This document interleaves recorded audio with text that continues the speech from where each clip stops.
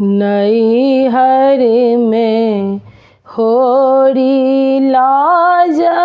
नाम लेला सासुर आनंद भेल रे ललना रे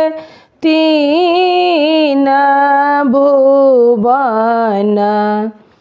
लोक जानल पिया नहीं बुझल रे ललना रे तीन भुवन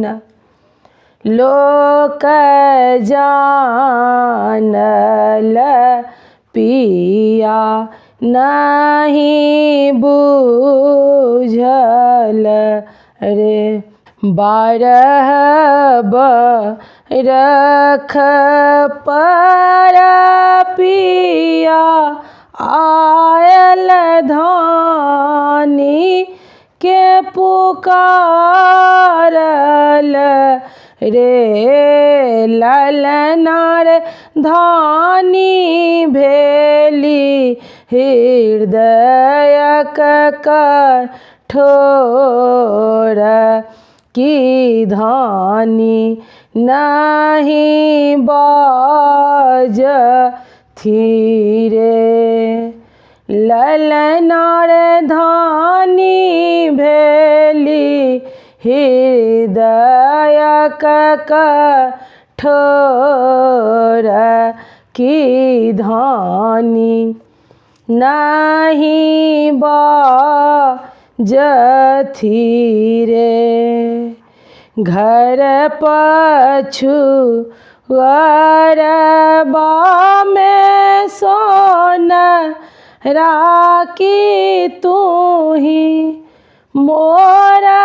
हित बसुरे सोनरा रे गढ़ी दहिन सोना के कंगन माँ की धानी के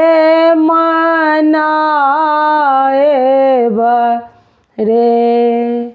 सोनरा रे गढ़ी दहिन सोना के कंगन माँ की धानी के मनाएब रे हाथ लेला सोना के कंगन माँ की पैर में खरा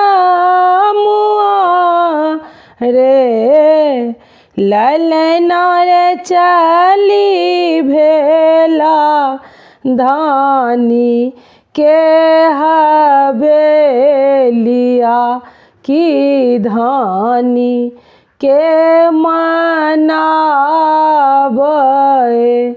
रे ललना रे चली भेला धानी के हवेलिया की धानी के मनावे रे हाथ धए पिया उठा बथी मुँह मानी रे खथी है ललना रे दाए दे लनी सोना के कंगन माँ की धानी मान हर खीतरे ललना रे दाए देलनी सोना के कंगन माँ की धानी मान हर खीतर